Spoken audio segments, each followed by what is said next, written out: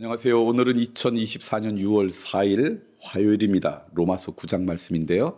우리 함께 읽겠습니다. 약속의 자녀, 약속의 말씀. 내가 그리스도 안에서 참말을 하고 거짓말을 아니하노라. 나에게 큰 근심이 있는 것과 마음에 그치지 않는 고통이 있는 것을 내 양심이 성령 안에서 나와 더불어 증언하노니, 나의 형제 곧 고륙의 친척을 위하여 내 자신이 저주를 받아 그리스도에게서 끊어질지라도 원하는 바로다.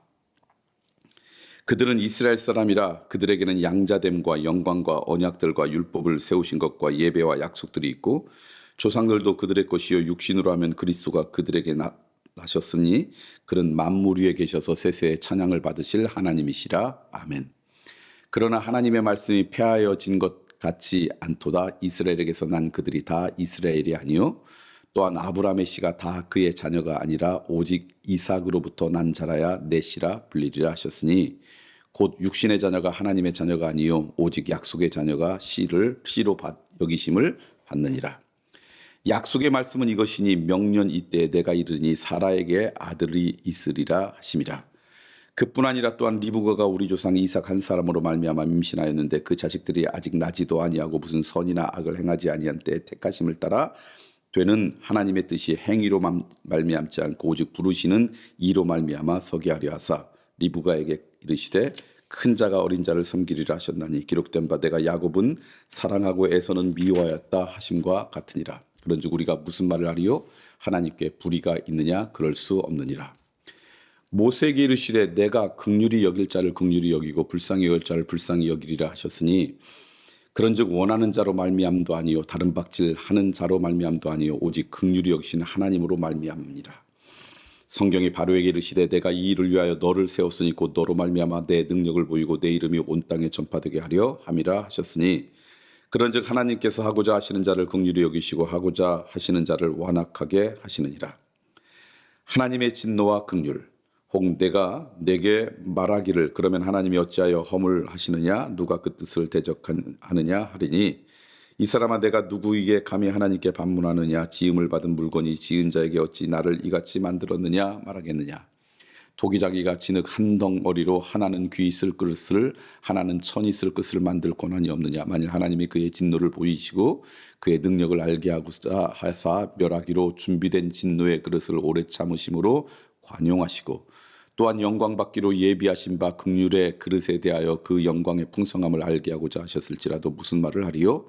이 그릇은 우리니 곧 유대인 중에서뿐 아니라 이방인 중에서도 부르신 자니라. 호세아의 글에도 이르기를 내가 내 백성 아닌 자를 내 백성이라 사랑하지 아니한 자를 사랑한 자라 부르리라. 너희는 내 백성이 아니라 한 그곳에서 그들이 살아계신 하나님의 아들이라 일컬음을 받으리라 함과 같으니라. 또 이사야가 이스라엘에 관하여 외치는 바 이스라엘 자손들의 수가 비록 바다의 모래같을지라도 남은 자만 구원받으리니, 주께서 땅 위에서 그 말씀을 이루고 속히 시행하리라 하셨느니라. 또한 이사야가 미리 말한 바 만일 만군의 주께서 우리에게 씨를 남겨두지 아니하셨더라면 우리가 소돔과 같이 되고 고모라와 같았으리로다 함과 같으리라. 믿음에서 나니, 그런즉 우리가 무슨 말을 하리요? 의를 따르지 아니한 이방인들이 의를 얻었으니 곧 믿음에서 난 의요.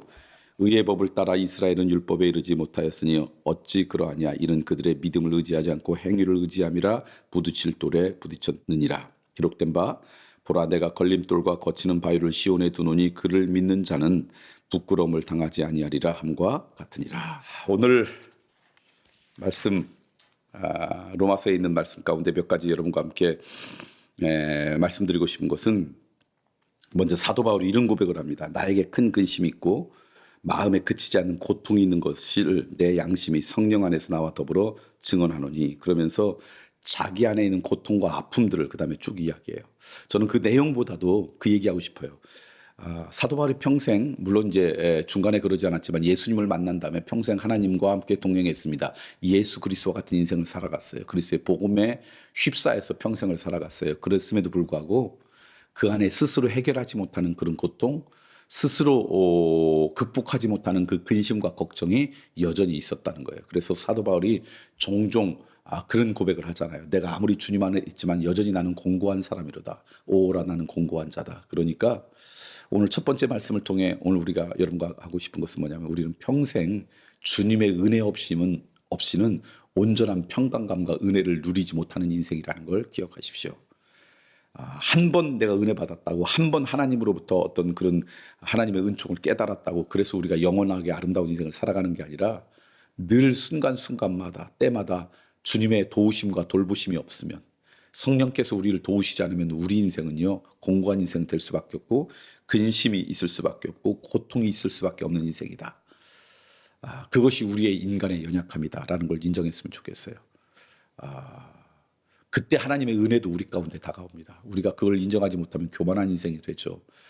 내가 내 인생의 주인이 되죠. 그때마다 하나님의 은혜를 그렇게 깊게 느끼지 못합니다. 하나님의 은혜 없으면 나는 공고한 인생이다. 고통과 근심으로부터 자유롭지 못한다. 이런 겸손한 마음, 아니 겸손한 마음이 아니라 우리의 실체를 정말 정확하게 깨닫는 그런 은혜가 우리 가운데 있었으면 좋겠다. 그 말씀을 여러분과 먼저 드리고 싶고요. 두 번째는 이제 어떻게 해서 우리가 하나님의 자녀가 되고 또 그동안 율법만 살아오던 그들에게는 뭐가 문제지, 그런 말씀을 쭉 말씀을 하는 거예요. 그러면서 뭐라고 이야기하냐면 우리가 하나님의 자녀가 될 수 있는 것은 무엇 때문이냐? 오직 믿음 때문이다. 믿음으로 인해서 오늘 우리가 하나님의 백성이 된다. 그러니까 다른 백지를 잘하는 것도 아니고 무슨 능력이 많은 것도 아니라 하나님이 우리를 긍휼히 여기고 불쌍히 여기시는 하나님의 긍휼로 말미암아 하나님의 백성이 된다는 걸 기억해라. 아까 첫 번째하고 비슷하죠. 하나님의 긍휼이 없으면, 하나님이 우리를 불쌍히 여기시지 않으면 우리는 아무것도 아닌 존재, 하나님과 상관없는 존재예요. 그러니까 하나님의 긍휼 가운데 거하려고 우리가 애써야 돼요. 어떻게 하는 게 하나님의 긍휼 가운데 있을까? 하나님은 어떤 분을 긍휼히 여기실까요? 그거죠. 교만해서 내가 내 스스로 된다는 인생이 아니라 하나님의 은혜가 없으면 저는 공고한 인생이에요. 여전히 근심과 고통으로부터 자유로울 수 없는 인생이에요. 라고 여길 때 하나님의 긍휼하심이 우리 가운데 오는 거죠. 그래서 첫 번째와 두 번째 말씀이 한 가지 말씀입니다. 그런 은혜가 우리 가운데 있기를 소망합니다. 그리고 그 다음에 또 뭐라면 하나님이 우리를 향해 수없이 진노하실 수 있고 책망하실 수 있고 심판하실 수 있지만 하나님 어떤 분이냐? 오래 참음으로 우리를 관용하신다. 그래요. 하나님이 참으셔서 오래 참아주셨기 때문에 지금 내 인생을 살아가는 거지, 만약에 하나님께서 오래 참으시지 않고 즉각 반응하신다면 꼭 우리가 즉각 분노하는 것처럼 내가 누군가를 위해서 즉각 판단하고 누군가에서 즉각 정죄하는 것처럼 하신다면 우리 인생은 이미 끝났어도 끝날 인생이에요. 그러니까 이 하나님, 이 존귀하신 하나님을 때문에 우리가 살아간다는 걸 기억하고 그 하나님의 모습이, 그 하나님의 속성이 우리 가운데 조금이라도 있기를 소망합니다. 자, 오늘 말씀을 정리하면요. 아무리 하나님 안에 있어도 근심과 어떤 고통과 공고함이 우리 가운데 한순간에 떠나지 않는다. 하나님의 돌보심 가운데 있을 때만 하나님의 은혜를 경험할 수 있다. 왜냐하면 우리들의 행위가 아니라 우리를 불쌍히 여기시는 하나님의 긍휼 때문에 우리가 하나님의 백성으로 살아가기 때문에, 왜냐하면 하나님께서는 오래 참음으로 관용하셔서 하나님의 백성으로 우리를 용납하시기 때문에 하나님의 은혜 아니면 우리는 온전한 인생으로 살아갈 수 없다. 그 하나님이 위대하시고 그 하나님을 찬양하자. 그랬으면 좋겠습니다.